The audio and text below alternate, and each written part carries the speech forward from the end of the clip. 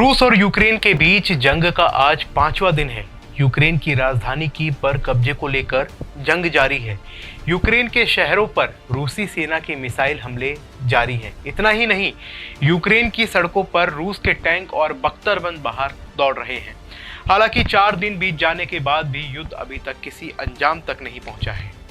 नमस्कार, मैं शुभम गुप्ता और जनहित टाइम्स में आपका स्वागत है। जंग के मैदान में अपनों को ना भूल जाना, गुम हो जाएंगे ये जीत कर, ये तुम तड़पते रह जाना। कहा जाता है कि जंग के मैदान में सब जायज है। जंग के मैदान में योद्धाओं की ओर से साम दाम दंड और भेद, हर एक तकनीक और कूटनीति का इस्तेमाल किया जा रहा है। लेकिन जंग के मैदान में बिखरी लाशें बिलखते हुए कह रही हैं, जंग का अंत आखिर कब? आज मैं बात करूंगा यूक्रेन की ऐसी साहसिक युद्ध नीति के बारे में और उसके वो 7 कदम के बारे में जिससे दुनिया के तमाम शहरों के साथ साथ पुतिन भी खासा परेशान दिखाई दे रहे हैं। पूरी दुनिया की निगाह इस वक्त रूस और यूक्रेन के बीच जारी जंग पर है।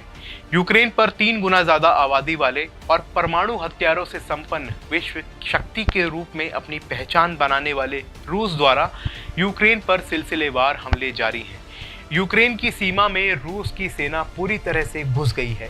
रूस की सेना लगातार हवाई हमले, मिसाइलों, टैंक के साथ साथ अत्याधुनिक हथियारों से यूक्रेन के कई शहरों में भारी तबाही मचा रही है। गुरुवार को जब रूस ने हमले की शुरुआत की थी, तब यूक्रेन की सेना और एयरफोर्स के ठिकानों को बड़े पैमाने पर निशाना बनाया था और चेर्नोबिल जैसे शहरों को जीतती हुई रूसी सेना तेजी से राजधानी कीव की ओर बढ़ रही थी। तब दुनिया के डिफेंस एक्सपर्ट मानने लगे थे कि बस कुछ ही घंटों में रूसी सेना राजधानी कीव को अपने कब्जे में ले लेगी। राष्ट्रपति जेलेंस्की देश छोड़कर भाग जाएंगे और जल्द ही तख्ता पलट करके रूस यूक्रेन में अपनी पसंद की सरकार बनाएगा। रूसी राष्ट्रपति ने भी युद्ध का ऐलान करते हुए कहा था कि यूक्रेन को डीमिलिटराइज करेंगे और सेना के जिन लोगों को बचना हो वो हथियार डालकर घर चले जाएं। लेकिन 3 दिन की लड़ाई के बाद अब हालात ऐसे दिखने लगे हैं कि रूस के सपने पूरी तरह से पूरे होते नहीं दिख रहे। भले ही बाद में रूस जंग जीत ले, लेकिन अभी तो यूक्रेन के सभी बड़े शहरों में यूक्रेन की सेना और रूसी सैनिकों के साथ आमने सामने की जंग लड़ रही है।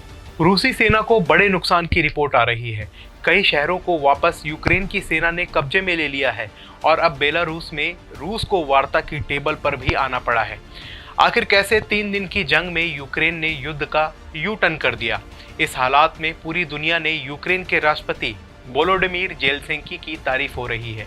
आमने सामने की युद्ध के साथ साथ मनोवैज्ञानिक युद्ध की रणनीति से जेलेंस्की ने ऐसे हालात बना दी हैं जिससे पुतिन हमला करके फंसे हुए दिखाई दे रहे हैं। गोरिल्ला युद्ध की रणनीति।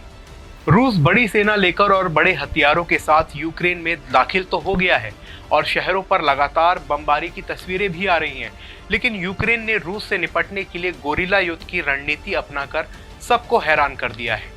राजधानी कीव समेत तमाम शहरों में रूसी सेना से जंग के लिए सेना के साथ साथ आम लोगों को भी ऑटोमेटिक राइफलें दी जा रही हैं।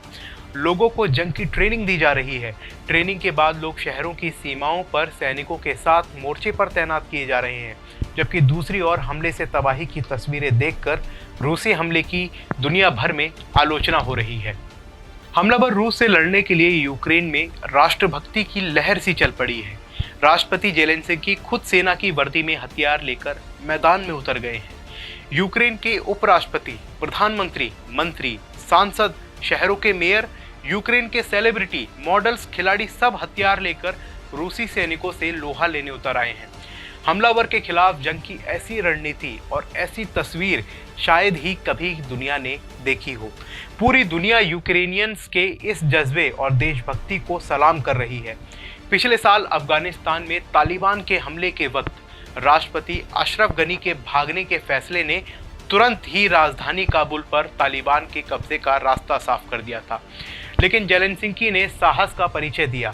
अब यूक्रेन पर हमले के लिए पुतिन की लगातार आलोचना हो रही है। दुनिया के बाकी शहरों के अलावा रूस के कई शहरों में भी पुतिन के खिलाफ प्रदर्शन हो रहे हैं। अपने मजबूत इलाकों में रूसी सेना को ट्रैप किया। यूक्रेन को घेरने के लिए रूस ने 3 तरफ से हमला किया था। रूस की सीमा के साथ साथ डोनबास के इलाके से भी रूसी सेना घुसी थी, तो रूस के सहयोगी देश बेलारूस से भी रूस की सेना ने यूक्रेन पर धावा बोला था।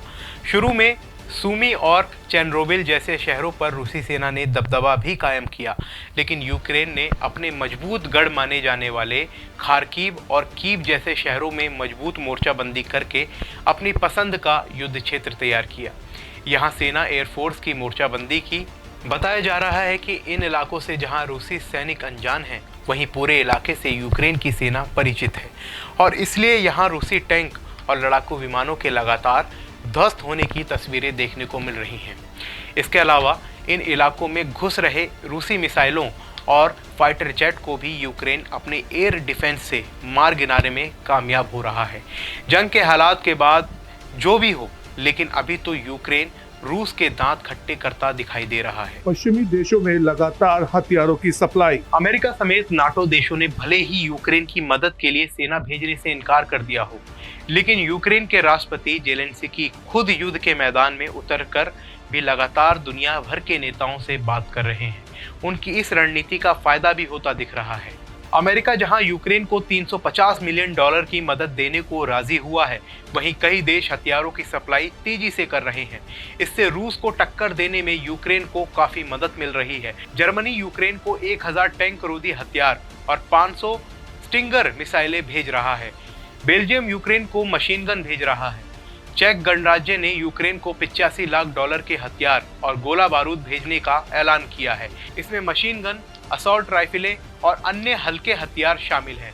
फ्रांस ने यूक्रेन को 300 मिलियन यूरो और सैन्य उपकरण देने की बात कही है, तो नीदरलैंड 200 एंटी एयरक्राफ्ट मिसाइलें यूक्रेन को भेजेगा। पड़ोसी देश पोलैंड ने यूक्रेन को हथियारों की सप्लाई का वादा किया है। दुनिया के करीब 28 ऐसे देश हैं जिन्होंने हमले से निपटने के लिए यूक्रेन को तुरंत मदद पहुंचाने का ऐलान किया है। वार्ता की पेशकश ठुकराना। पूरी दुनिया रूस के हमलों की आलोचना कर रही है। 3 दिन की जंग के बाद बेलारूस में रूस वार्ता की टेबल पर आने को तैयार हुआ, तो यूक्रेन ने ये कहते हुए बेलारूस में पहले वार्ता से इनकार कर दिया कि किसी ऐसे देश की जमीन पर वह वार्ता नहीं करेगा जिसने अपनी सीमा में रूस के सैनिकों को यूक्रेन पर हमला करने दिया। इसके बाद कोशिशों को फेल होते हुए देखकर बेलारूस के राष्ट्रपति को यूक्रेन से बात करनी पड़ी और अपनी मंशा साफ करनी पड़ी। तब जाकर यूक्रेन वार्ता की दिशा में आगे बढ़ने को तैयार हुआ। बेलारूस के गोमेल में वार्ता का मंच तैयार हुआ है और अब देखना होगा कि युद्ध को रोकने में यह किस हद तक सफल होगा। राष्ट्रपति जेलेंस्की का कीव छोड़कर जाने से इनकार करना। यूक्रेन से जो जंग की तस्वीरें आ रही हैं, उसमें दुनिया भर में सबसे ज्यादा चर्चा राष्ट्रपति जेलेंस्की की हो रही है। राष्ट्रपति वोलोडिमीर जेलेंस्की की सरकार को उखाड़ फेंकने के लिए रूस ने हमलों की शुरुआत की थी। चर्चा थी कि जेलेंस्की हमले के बीच देश छोड़कर जल्द निकल सकते हैं। ब्रिटिश पीएम बोरिस जॉनसन ने जेलेंस्की को राजनीतिक शरण देने का ऐलान भी किया। अमेरिका ने पोलैंड बॉर्डर पर 3 सैन्य विमान भी भेजे कि रूसी हमले के दौरान बचाने के लिए राष्ट्रपति जेलेंस्की को निकाल लाया जाए। लेकिन तभी मशहूर कॉमेडियन और एक्टर रहे यूक्रेन के राष्ट्रपति वोलोडिमीर जेलेंस्की के रुख ने पूरी दुनिया को हैरान कर दिया। जेलेंस्की ने अमेरिकी विमानों को लौटाते हुए कहा, मैं युद्ध में उतरा हूं, मुझे राइड नहीं हथियार चाहिए ताकि मैं हमलावरों से अपने देश की रक्षा कर सकूं। मैं और मेरा परिवार यही राजधानी कीव में हैं और मैं युद्ध के मैदान में मोर्चा संभाले हुए हूं। शायद ही किसी युद्ध में दुनिया के किसी नेता ने अपने देश को इस तरह से लीड किया हो। इसके बाद देश के हर तबके के लोग सेलिब्रिटी सेना में शामिल होने लगे और रूस से टक्कर लेने के लिए क्या आम क्या खास सब में होड़ सी दिखने लगी। रूस और यूक्रेन के बीच सैन्य लड़ाई के साथ साथ साइबर वॉर भी छिड़ी हुई है। यूक्रेन के कई वेबसाइट हैक हुए हैं, तो रूस पर यूक्रेन के साइबर हमलों ने भी पूरी दुनिया में रूस को साइबर अटैक का निशाना बनाया। रूस के कई वेबसाइट हैक हो गए। दुनिया भर के कई हैकर समूह रूस के खिलाफ यूक्रेन के समर्थन में आ गए और लगातार रूसी वेबसाइट और टेलीकम्युनिकेशन माध्यमों को निशाना बना रहे हैं।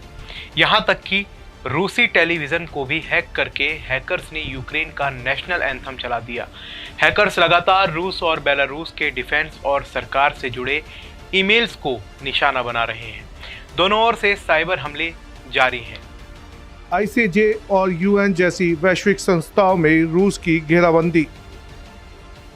हमले के लिए रूस को घेरने के लिए यूक्रेन और तमाम पश्चिमी देश लगातार अंतर्राष्ट्रीय मंचों पर भी आक्रामक रणनीति अपना रहे हैं।